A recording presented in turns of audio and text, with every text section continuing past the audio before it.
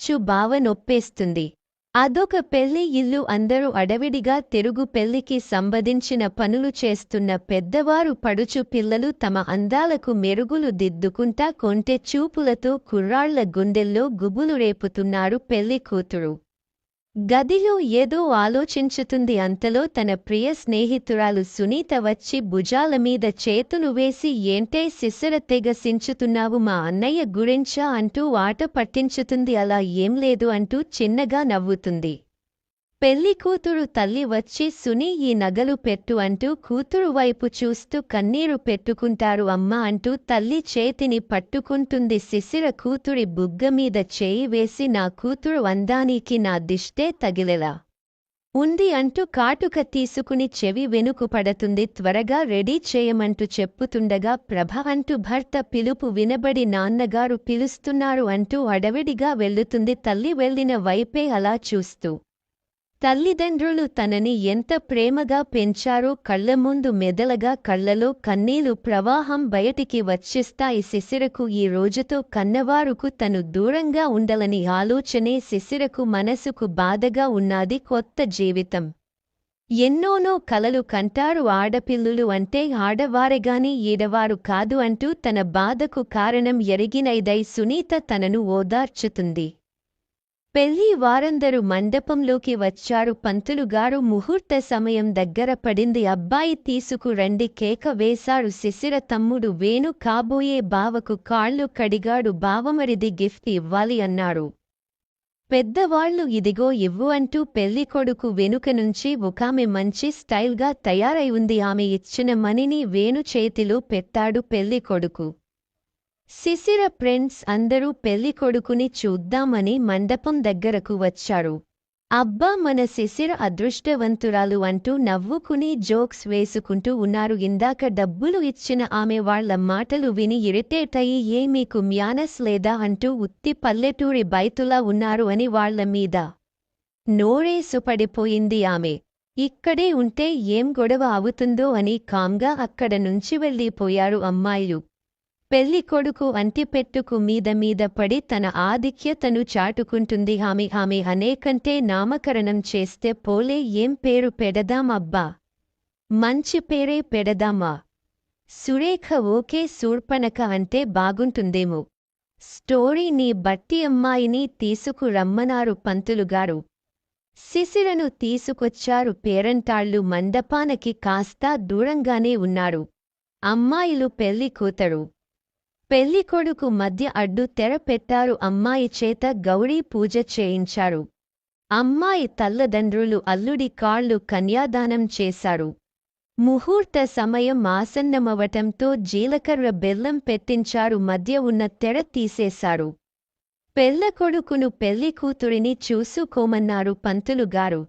ఎప్పుడెప్పుడు చూస్తాన మనసు పరితపించిపోతున్న శిశిరకు ఆ మాట చెవులకు ఇంపైన సంగీతంలా వినిపించింది. తల ఎత్తి పెళ్లికొడుకు వైపు చూసింది. అబ్బాయి మాత్రం పంతులుగారి మాట తన చెవిలో దూరనట్టు తల పైకెత్తలేదు. బాబు, ఒక్కసారిగా అమ్మాయిని చూడు అన్నారు పంతులుగారు. అప్పుడు చూశాడు శిశిరను. కలవలాంటి కళ్ళు, సంపిగలాంటి ముక్కు, నునుపైన చెక్కళ్ళు, ఎర్రటి పెదాలుతో తెల్లని మేని సాయతో అందాల అప్సరసలా ఉంది. తనవైపే అలా చూస్తూ ఉన్నాడు.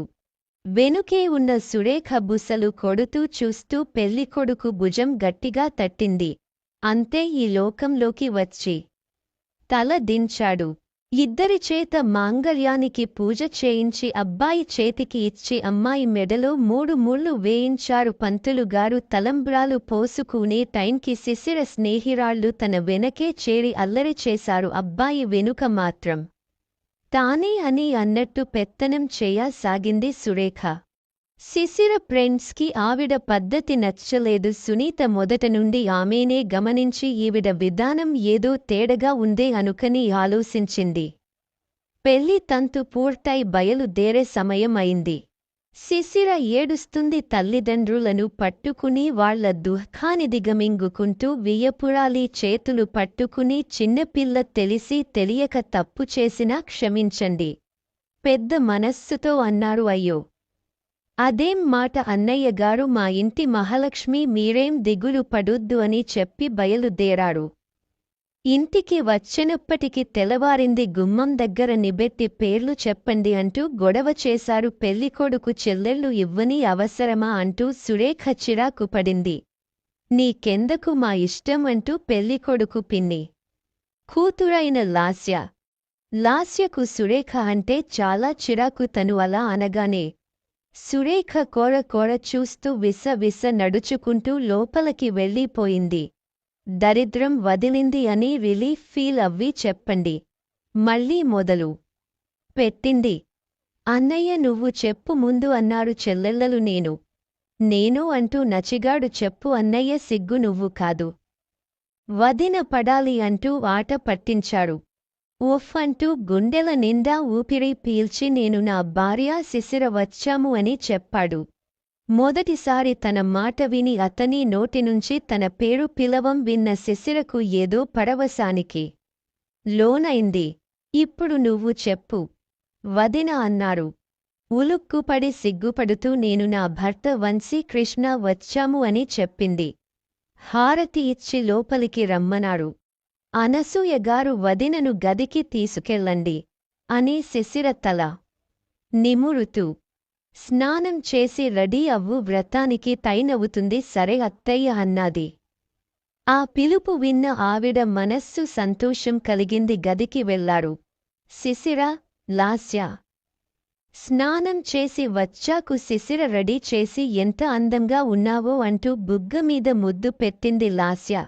వదిన అయిందా అంటూ వచ్చి అబ్బా నా దిష్టే తగిలేలా ఉంది అంటూ దిష్టి చుక్క పెట్టింది సొంత ఆడపడుచు అయిన సుమ. వ్రతం మొదలు పెట్టారు పంతులుగారు. వ్రతం పూర్తయింది. ప్రసాదాలు తిని టిఫిన్ చేశారు. అందరూ విశ్రాంతి తీసుకో అని శిశిరను రూంకి పంపారు. పెళ్లి వల్ల అలసటగా ఉండటం వల్ల త్వరగానే నిద్రపోయింది. మధ్యాహ్నం భోజన టైంకి లాస్య వచ్చి లేపింది. వదిన భోజనానికి పిలుస్తున్నారు అని. సరే అని ఫ్రెష్ అవుతా అని వాష్రూంలోకి వెళ్ళింది. ఫ్రెష్ అవ్వి కిందకి వచ్చాడు. భోజనం చేస్తూ చుట్టూ చూసింది. వంశీ కనిపిస్తాడు ఏమో అని, కానీ నిరాశే ఎదురైంది. అప్పటివరకు అక్కడే ఉన్న వంశీ శిశిర రావటం చూసి తప రూంకి వెళ్ళిపోయాడు. సోఫాలో కూర్చుని శిశిరనే చూస్తుంది. సురేఖ తన కళ్ళలో ఈర్ష్య, ద్వేషం, అసూయ కనిపిస్తుంది. నవ్వుతూ తన ఆడబిడ్డలతో మాట్లాడుతూ యాదాలాపంగా సురేఖను చూసింది శిశిర. ఆవిడ మొహం అంత కోపంగా ఉంది ఏంటి అనుకుంది. లాస్య కూడా చూసింది సురేఖను. రా వదిన మనం రూంకి వెళ్లదాం అంటూ శిశిరను తీసుకెళ్లుతూ సురేఖ వైపు కోపంగా చూసింది లాస్య. తీసుకెళ్ళు పేరుకే వదిన, వంశీ నావాడు అనుకుంటూ ఒక విషపు నవ్వు నవ్వింది సురేఖ. రూంకి వెళ్ళాక తన ఫోన్ తీసుకుని అమ్మా వాళ్లకి కాల్ చేసి మాట్లాడింది. శిశిర, లాస్య నిన్ను ఒకటి అడుగుతా ఏమీ అనుకోవుగా అన్నది శిశిర. అడుగు వదిన అన్నాది కింద సోఫాలో కూర్చున్న ఆమె. ఎవరు అంది అదా? చెప్పటమే మంచిది అని, మాకు దూరపు చుట్టం అవుతుంది. తన పేరు సురేఖ. అన్నయ్య చేసే ఆఫీస్లో వర్క్ చేస్తుంది. భర్త నుండి డైవర్స్ తీసుకుంది. పైన ఉన్న రూంలో ఉంటుంది అని చెప్పి దాని గుణం మంచిది కాదు, నువ్వే అర్థం చేసుకో అంటూ హింట్ ఇచ్చింది. లాస్య హా అంటూ ఆలోచనలో పడింది. పెళ్లిలో తన ప్రవర్తన అంతా గమనించింది శిశిర. రాత్రికి ఫస్ట్ నైట్కి ఏర్పాట్లు చేశాడు. సుమ శిశిరను రెడీ చేస్తూ అన్నయ్య ఏమన్నా అన్నా నువ్వు కొంచెం సర్దుకుపో వదిన, ఎందుకంటే అన్నయ్య ఇప్పుడే పెళ్లి చేసుకోను అన్నాడు. అమ్మ బలవతం మీద చేసుకన్నాడు అంటూ గదికి తీసుకువచ్చి లోపలికి పంపింది సుమ. రూంలోకి వచ్చాక రూం మొత్తం చూసింది శిశిర. ఫస్ట్ నైట్ డెకరేషన్, అగరవత్తుల గుబాలింపు, మల్లెపూల వాసనతో ఏదో మైకం కమ్మింది శిశిరకు. ఈయన ఎక్కడ అంటూ బెడ్వంక చూసింది. గుర్రు పెట్టి అట్టు తిరిగి నిద్ర పోతున్నాడు. కాదు నిద్ర నటిస్తున్నాడు. వంశీ మనసు చివుక్కుమంది. శిశిరకు పెళ్లి అంటే ఇష్టం లేదా, నేనంటే ఇష్టం లేదా అనుకుంటూ సోఫా ఉంటే దానిపై పడుకుంది. శిశిర పడుకున్న గంటకు లేచి నెమ్మది తలుపు తీసి బయటి వెళ్ళిపోయాడు. మేడమీదకు వెళ్లాడు. అతని కోసమే ఎదురు చూస్తున్న సురేఖ వంశీ రాగానే అతని గట్టిగా హత్తుకుని ఒళ్లంతా ముద్దును పెట్టుకుంటూ ఉంది. వంశీ నవ్వుతూ తనని 2 చేతులో ఎత్తుకుని బెడ్రూంకి తీసుకెళ్లాడు. బెడ్ పైన పడుకోబెట్టి తన చీరును తీసివేసి వివస్త్రను చేసి తనని ఆక్రమించాడు. చెమటతో అలసిన శరీరాలు వంశీ మీద పడుకుని నన్ను వదలకు వంశీ, నేను బతకలేను అంటూ కవ్వించింది. వదిలేలా ఉంటే ఈ టైంకి ఇక్కడ ఉండను కదా అంటూ ముద్దులు పెట్టాడు. సరే వెళ్ళతాను, తను లేస్తుందేమో అంటూ బట్టలు వేసుకుని వెళ్ళాడు. నిన్ను వదలను వంశీ, నిన్ను నా గుప్పెట నుండి జారిపోనివ్వను, నీ అందం ఆస్తి అంతా నాదే అనుకుని మురిచిపోతుంది శూర్పణఖ. శిశిరకు వంశీ తలుపు తెరిచినప్పుడే మెలకువ వచ్చింది. ఈయన ఈ టైంలో బయటికి వెళ్లుతున్నారు ఏంటి అనుకుంటూ వెనకే వచ్చింది. పైకి వెళ్లడం చూసి తను కూడా నెమ్మది వెళ్ళింది. వారిద్దరి సరసాలు చూసి శిశిరకు గుండె ముక్కలై దుఃఖం కట్టలు తెంచుకుంది. ఎలా వచ్చిందో కూడా తెలియా లేదు. సోఫాలో పడి నోటిమీద చేయి పెట్టుకుని ఏడ్చింది. వంశీ వస్తున్న అలికిడి విని పక్కకు తిరిగి పడుకుంది. శిశిర లోపలికి వచ్చి తలుపులు వేసి శిశిర వైపు చూసి పడుకున్నాడు. ఉదయమే లేచి స్నానం చేసి రెడీ అవ్వి బయటికి వచ్చింది. దేవుని గదిలో దీపం పెట్టి పూజ చేసింది. అనసూయగారు వచ్చి నా తల్లి పూజ కూడా అయిందా అంటూ కాఫీ తాగుతావా అంటూ కిచెన్లోకి వెళ్ళాబోయారు. నేను పెడతాను అత్తయ్య అన్నాది శిశిర. సరే అంటూ స్నానం చేసి వస్తాను అంటూ లోపలికి వెళ్ళింది. ఆమె కాఫీ పెట్టి అందరికీ ఇచ్చింది. వంశీకి కూడా ఇవ్వమ్మా అన్నారు. సరే అత్తయ్య అంటూ కాఫీ తీసుకుని రూంకి వెళ్ళింది. అప్పుడే నిద్ర లేచి కూర్చున్నాడు వంశీ. కాఫీ కప్పు అక్కడే టీపాయ్ మీద పెట్టి వచ్చేసింది. శిశిర కాఫీ తాగి ఫ్రెష్ అవ్వి రెడీ అయ్యి వచ్చాడు. అమ్మా టిఫిన్ పెట్టు అని పిలిచాడు. టిఫిన్ చేసి నేను ఆఫీస్కి వెళ్తున్నా అన్నాడు. అప్పుడే ఎందుకు? 2 రోజుల వెళ్ళవచ్చులన్నారు.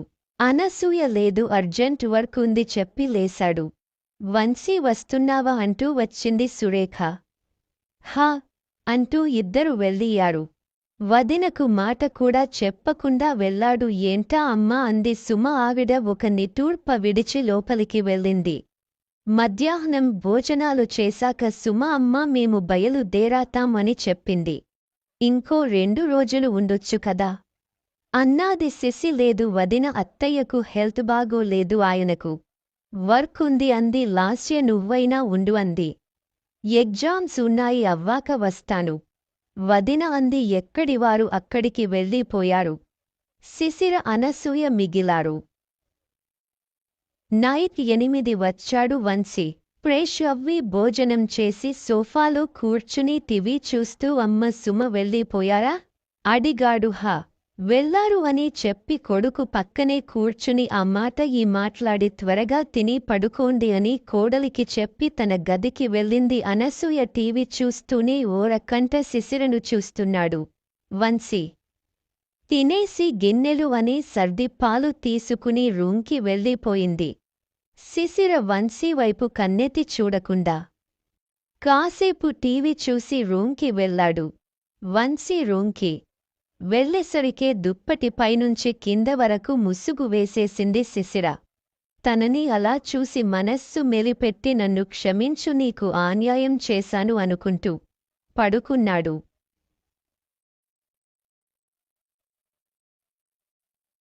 వంశీని ఎంతకీ నిద్ర పట్టలేదు. ఇంతలో మెసేజ్ సౌండ్ వచ్చింది. సురేఖ నుండి మెసేజ్ వస్తున్నావా అని. నో ఐయామ్ టైర్డ్ అని రిప్లై ఇచ్చి సెల్ ఆఫ్ చేసి పడుకుండిపోయాడు. మెసేజ్ చూసిన సురేఖ భగ భగ మండిపోయింది. అలవాటైన ప్రాణం గ్యాఫ్ వస్తే ఎక్కడ జారిపోతాడో అన్న భయం పట్టుకుంది సురేఖకు. ఇంక ఆలోచనం నిద్రకు దూరమైంది. రోజులు గడిచిపోతున్నాయి. వంశీని శిశిర పట్టించుకోవటం లేదు. 16 రోజుల పండగకు తీసుకెళ్లడానికి శిశిర బాబు అమ్మాయిని మీరు ఇంటికి రండి 16 పండగకు అన్నారు. సారీ మావయ్య, నేను రావటం కుదరదు బెంగుళూరు వెళ్ళాలి, ఒక వారం రోజులు ఉండాలి. కొత్త కంపెనీ పెడుతున్నాను, పనులు ఉన్నాయి, ఏమీ అనుకోవద్దు, తనని తీసుకువెళ్ళండి అన్నాడు వంశీ. అవునా బాబు, అయితే అమ్మాయిని తీసుకుని వెళ్ళతాను అన్నారు మామగారు. సరే, బయట పని చూసుకుని వస్తాను అని బయటి వెళ్ళాడు వంశీ. శిశిర పుట్టింకి వంశీ బెంగుళూరు. సురేఖ వంశీ లేడు అని తల్లిదండ్రులను చూడనికి సొంత ఊరు వెళ్ళింది. 10 రోజుల తర్వాత వంశీ వచ్చాడు. వంశీ రాగానే వాలిపోయింది సురేఖ. అనసూయ ఫోన్ చేసి వంశీ వచ్చాడు రమ్మని శిశిరకు చెప్పారు. ఈ 10 రోజులు పుట్టింట్లో ఉన్న కొత్తగా పెళ్లి అయిన కళకూతురి మొహంలో కనిపించలేదు. తల్లికి ఎప్పుడూ ఏదో పోగొట్టుకున్నట్టు ఉన్న కూతురి చూసి బాధపడింది తల్లి మనసు. సునీత పిలిచే శిశిర గురించి చెప్పి ఏంటో కనుకోమనన్నారు ప్రభ. నేను అడుగుతా ఆంటీ. శిశిర దగ్గరకు వచ్చింది సునీత. ఏంటి, ఏం చేస్తున్నావు? ఎవరు ఫోన్? మా అన్నయ్య నా విరహ గీతాలు ఆలపిస్తున్నాడా ఫోన్లో అని బుగ్గలు గిల్లుతూ ఆట పట్టించింది. శిశిర జీవం లేని నవ్వు నవ్వుతూ అదొక్కటే తక్కవ నాకు. కిటికీ దగ్గరకు వెళ్ళి చూస్తూ ఉంది. ఏమైందే, నాకు చెప్పకూడదా అంటూ భుజం పైన చెయ్యి వేసి తన వైపు తిప్పింది. సునీత కళ్ళ నీళ్లతో ఉన్న శిశిరను చూడగానే ఏమైందే అంటూ హత్తుకుంది. సునీ అంటూ గొల్లున ఏడుస్తూ సునీతను హత్తుకుపోయింది. నా బంగారం కాదు, ఏడవకు, ఏమైందో నాకు చెప్పు అంటూ ఓదార్చుతూ ధైర్యం చెప్పింది సునీ. ముందు ఈ నీళ్లు తాగు అని పట్టించి మంచం మీద కూర్చోబెట్టి ఇప్పుడు చెప్పు ఏం జరిగింది అని అడిగింది సునీత. శిశిర కళ్ళు వెళ్ళాక జరిగి విషయాలు మొత్తం చెప్పింది సురేఖ. వంశీ మధ్య ఉన్న సంబంధం, బెంగుళూరులో కొత్త కంపెనీ గురించి కూడా చెప్పింది. సునీత పెళ్లి రోజే నాకు అనుమానం కలిగిలింది. ఆమె ప్రవర్తన మీద, మన ఫ్రెండ్స్ మీద కూడా చిరాకు పడింది అంట. వాళ్ళు బాధపడ్డారు. ఏం చేద్దాం అనుకుంటున్నావు ఇప్పుడు? మరి ఇంకా అక్కడి వెళ్ళను, డైవర్స్ అప్లై చేస్తాను, ఏదైనా జాబ్ చూసుకుని అందరికీ దూరంగా వెళ్ళిపోతాను అంది ఏడుస్తూ శిశిర. పిచ్చి పిచ్చి ఆలోచనలు చేయకు, ఏం చెయ్యాలో ఆలోచిద్దాం అంది సునీత. వంశీ చేసే కంపెనీలో పెద్దమ్మ కొడుకు కూడా జాబ్ చేస్తున్నాడు అని తన అన్నయ్యకు ఫోన్ చేసి స్పీకర్ ఆన్ చేసింది. సునీ ఫోన్ లిఫ్ట్ చేసి హలో సునీ అన్నాడు. సునీ వాళ్ళ అన్నయ్య. హా అన్నయ్య, ఏం చేస్తున్నావు అని అడిగి మీ ఆఫీస్లో పని చేసే వంశీ ఎలాంటివాడు అడిగింది.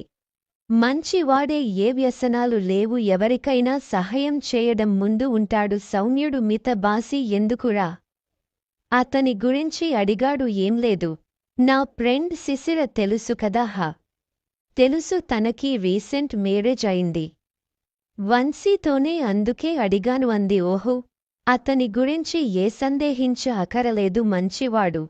సరే అన్నయ్య, మళ్ళీ చేస్తా అంటూ ఫోన్ కట్ చేసింది. వినావుగా, ఇప్పుడు చెప్పు ఏం చేద్దామని. ఒకటి చెప్పనా శిశి, మంచి ఉన్న చోటే చెగడు ఉంటుంది. ఫలవృక్షానికి చీడపురుగు పట్టిందని చెట్టునే నరికేస్తామా, లేక మందు కొట్టి చీడని చీడపురుని చంపి చెట్టును బాగు చేసుకుని మంచి పళ్లను కాసేలా చేసుకుంటామా అడిగింది శిశిరను చూస్తూ. చెట్టు బాగు చేసుకుంటాం అంది శిశిర. కదా, అలాగే నీ సంసారమనే చెట్టుకు సురేఖ అనే చీడపురుగు పట్టింది, దాన్ని వదిలించాలి. అది నీ ప్రేమ అనే మందుని కొట్టి ఓర్పుతో బాగు చేసుకో, మంచి ఫలాలని అందుకో అంది సునీత. నా వల్ల అవుతుందా? మోఖం దిగాలుగా పెట్టి శిశిర.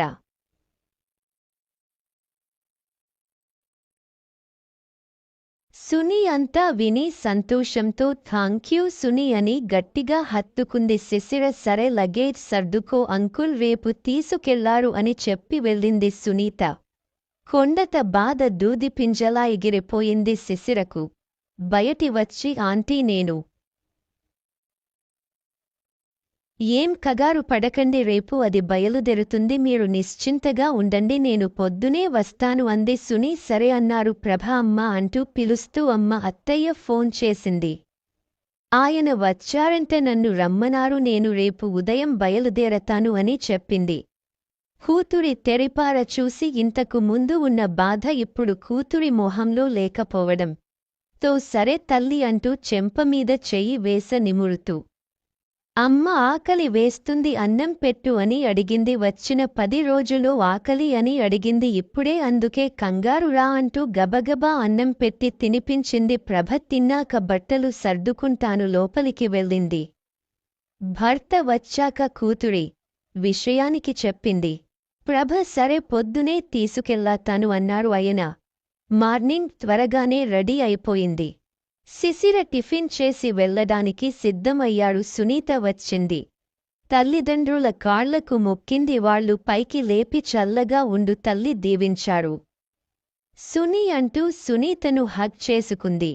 సరే జాగ్రత్త రోజు ఫోన్ చేయంది. కారులో బయలుదేరారు. ఇంటికి వచ్చేటప్పుటి మధ్యాహ్నం అయింది. వచ్చావ తల్లి అంటూ ఆప్యాయంగా పలకరించింది. అనసూయ ఎలా ఉన్నారు అన్నయ్య గారు అంటూ పలకరించి తాగడానికి నీళ్లమిచ్చి ఫ్రెష్ అవ్వండి భోజనం చేదురుగాని.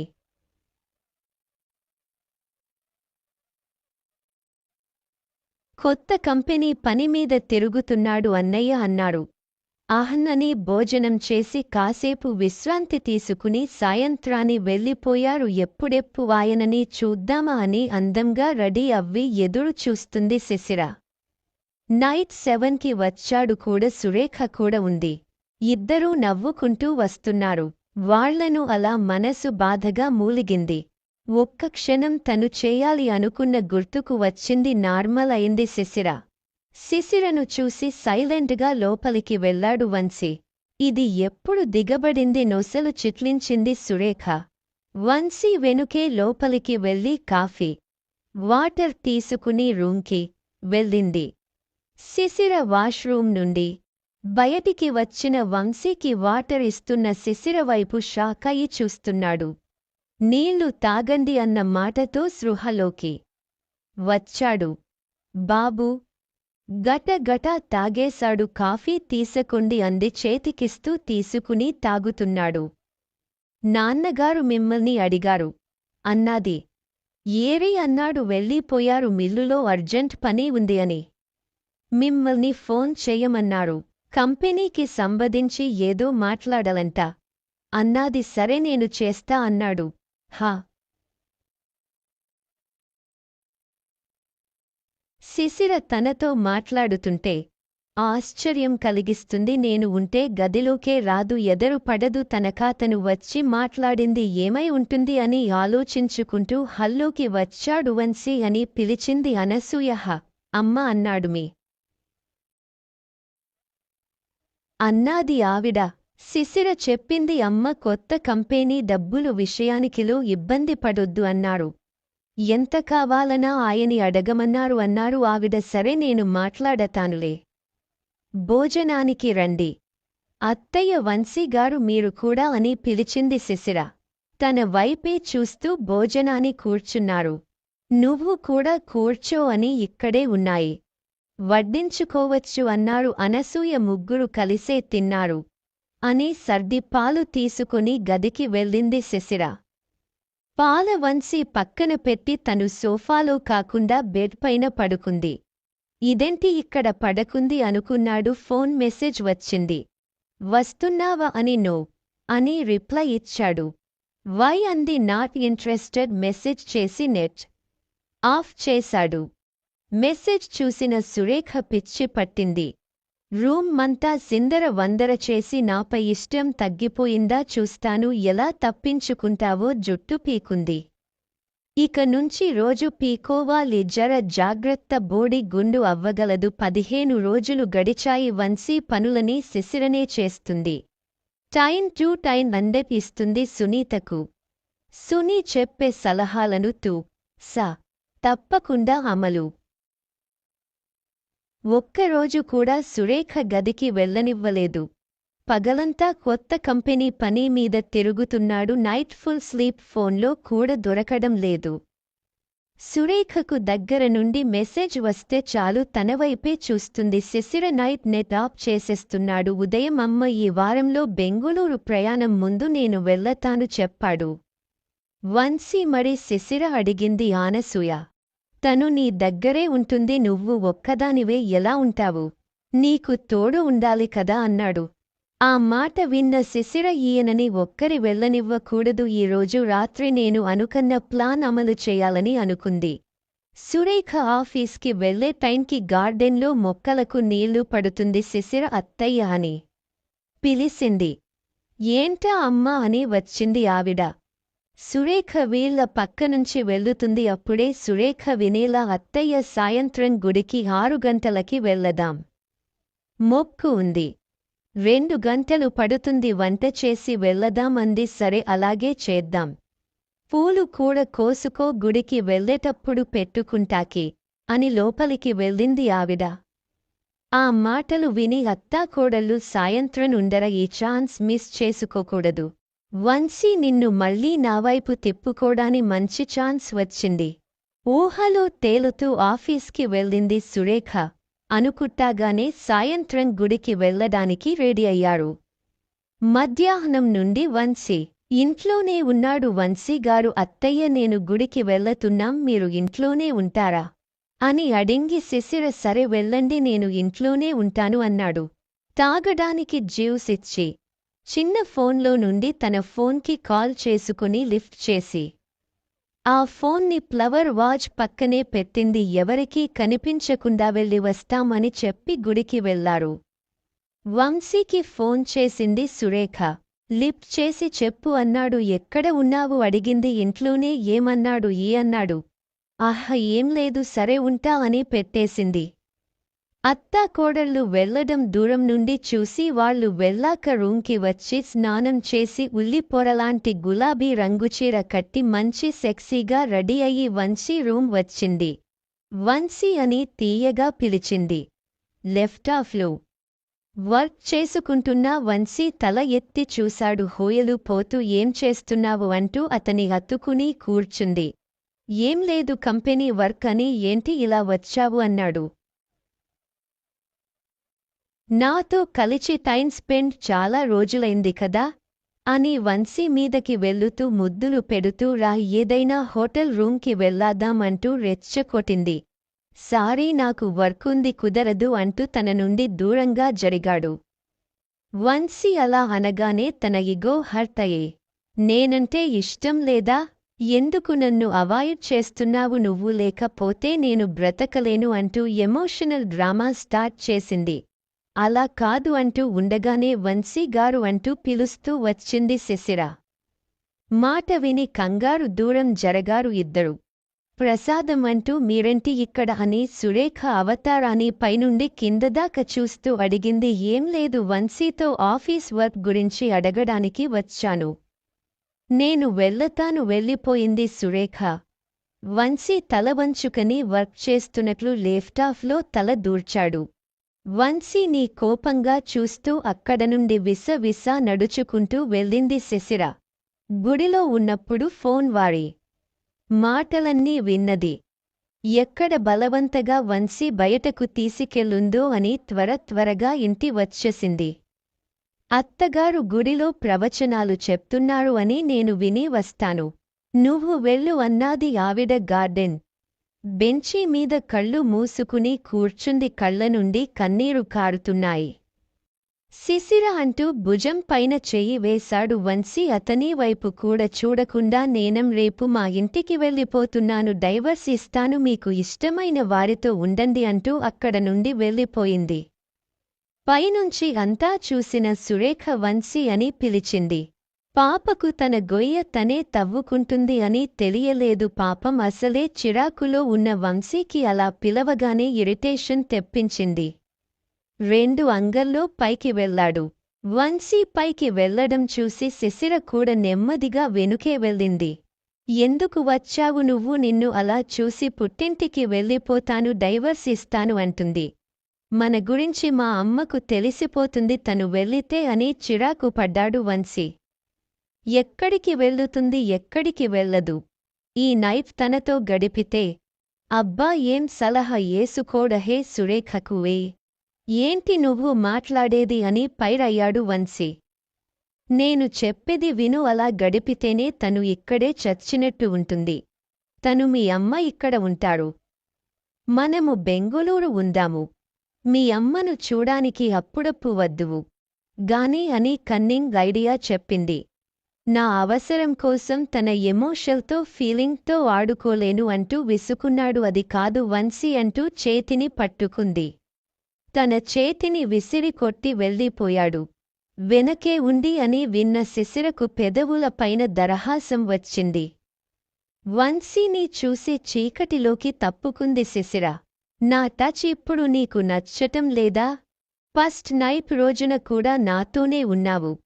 ఇంతలోనే అంత మార్పా? జుట్టు పీకుంది చాలే. అప్పుడంటే శిశిర పాప గురించి తెలియదు. అందం, మంచితనం, తన సౌమ్యత అన్నీ చూశాక మారడాని పిచ్చి. కాని నైట్ బెడ్రూంలో వంశీ వైపు చూడకుండా అద్దం ముందు నిలబడి పూలు పెట్టుకుంటాని చేతులు పైకి లేపింది. అలా ఎత్తగానే నెలవంకలాంటి నడుము వంశీ కళ్లకు చిక్కింది. నడుమును చూసి అలా నడుచుకుంటూ శిశిర వెనకకే వచ్చి రెండు చేతులను నడుము చుట్టూ వేసి పట్టుకున్నాడు. అలా పట్టుకోగానే తుళ్ళి పడింది. శిశిర వెనుక నుంచి గట్టిగా హత్తుకుని చెవిలో హస్కీగా సారీ అన్నాడు. ముందుకు తన కళ్లలో కళ్ళు పెట్టి చూసి నుదుటన ముద్దు పెట్టాడు. తొలిముద్దు స్పర్శ ఏదో మత్తును కలిగింది శిశిరకు. బుగ్గల మీద పెదాలతో రాస్తూ సారీ అన్నాడు మళ్ళీ. ఈ సారీ మెడ చుట్టూ చేతులు వేసింది. శిశిర ముక్కుతో ముక్కును రాస్తూ నేనంటే నీకు ఇష్టమేనా? నీకు ఓకేనా అన్నాడు వంశీ. ఇష్టమే అని నవ్వుతూ తన అంగీకారాన్ని తెలిపింది. అంతే బాబు. వెయ్యెనుగుల బలం వచ్చింది. అమాంతం ఎత్తుకుని బెడ్ పైన పడుకోబెట్టాడు. నుదిటి ముద్దు పెట్టి థాంక్స్ రా బుజ్జి అంటూ బుగ్గలపైన ముద్దులు పెడుతున్నాడు. అతని తల పైకెత్తి అతని నుదుట పైన ముద్దు పెట్టింది శిశిర. నవ్వుతూ చూస్తూ తెనేలూరే పెదాలను అందుకున్నాడు. పెదాల ఆట మొదలైంది. పెదాలను వదిలి మెడ వంపులో ముద్దు పెట్టాడు. కిందకు దిగి పైటను తొలగించి బ్లౌజ్ హుక్కులు తీసి పై ఎదను చూస్తూ ఎమునాయిరా అంటూ ముని పంటితో బైట్ చేశాడు. అమృత కలశాలతో ఆడుకుంటూ కిందకి జరిగి చీరను తీసివేసి వివస్త్రను చేశాడు. పొట్టమీద ముద్దుల పెడుతుంటే తన మీసాలు గుచ్చుకొని చక్కిలిగి పుట్టింది శిశిరకు. కిలకిల నవ్వింది. తన నవ్వుని చూసి రెచ్చిపోయాడు గురుడు. చంద్రవంక నడుములాంటి ప్రెస్ చేస్తూ కొరికాడు. అలా కొరగానే విసుగురాలైంది శిశిర. వంశీ తల పట్టుకుని అతని పెదాలను అందుకుంది. తనని గట్టిగా అదుముకుంటూ తనలో కలిపేసుకుంటున్నాడు. ఓపలేని తీపి బాధను అనుభవిస్తూ వంశీ మెడ మీద కొరికింది. శిశిర అలా కొరగానే తన ప్రేమని అంతా చూపిస్తూ ముద్దులో ముంచి చెవిలో గుసగుసాక చెప్తూ ప్రణయ సాగరాన్ని మదించి వలపుల తీరం చేరుకున్నారు. ఆ నైట్ అంతా నిద్రలేదు. మార్నింగ్ 8 అయినా లేవకపోవడంతో ఏమైంది ఈ అమ్మాయికి? రోజు త్వరగానే లేస్తుంది. ఒంట్లో బాగోలేదా ఏంటి అనుకుంది అనసూయ. శిశిర లేచి టైం చూసేసరికి 8 అయింది. అయ్యో అత్తయ్య ఏం అనుకుంటారో అని గబగబా ఫ్రెష్ అవ్వి వంశీని చూసింది. ప్రశాంతంగా పడుకున్నాడు. కిందకి వచ్చి సారీ అత్తయ్య, నైట్ నిద్ర పట్టలేదు అంది. కోడలి మోహం కొత్త వెలుగును చూసి మనసులోనే దేవునికి దండం పెట్టుకుంది. వంశీ లేచి ఫ్రెష్ అవ్వి కిందకి వచ్చాడు. శిశిరను కన్నుకొట్టి పెదాలతో ముద్దు పెట్టినట్టు సిగ్నల్ ఇచ్చాడు. అమ్మా నేను బెంగుళూరు వెళ్తున్నా అన్నాడు. మరి అమ్మాయిని కూడా తీసుకువెళ్ళు అన్నారు అనసూయ. మరి మీరు అత్తయ్య అడిగింది.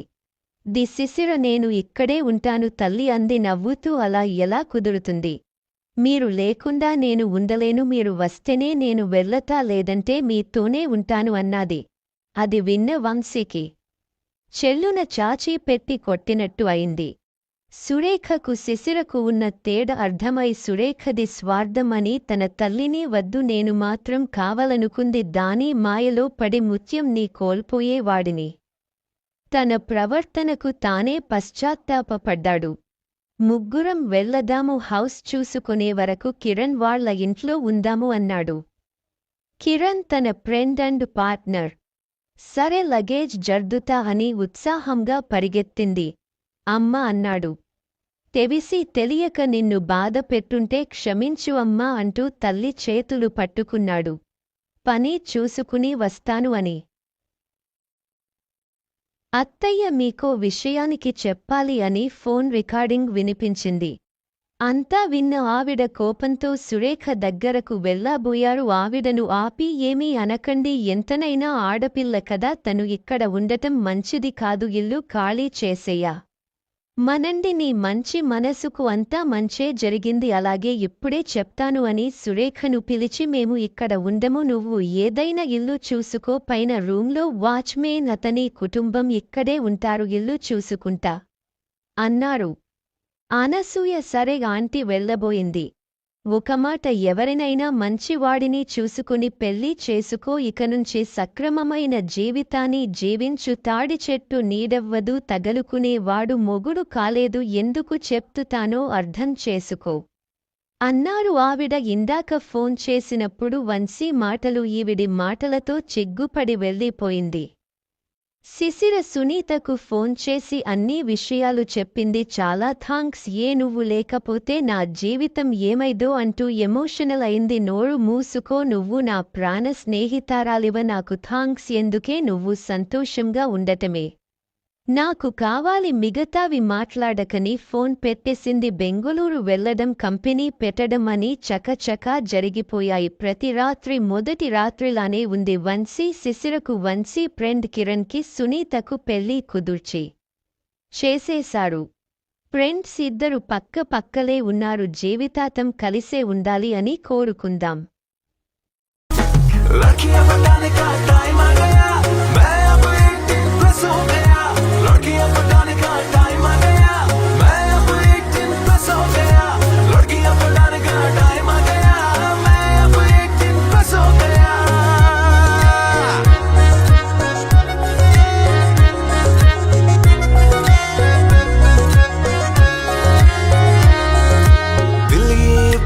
कहता है हर कुड़ी से प्यार चाहता है,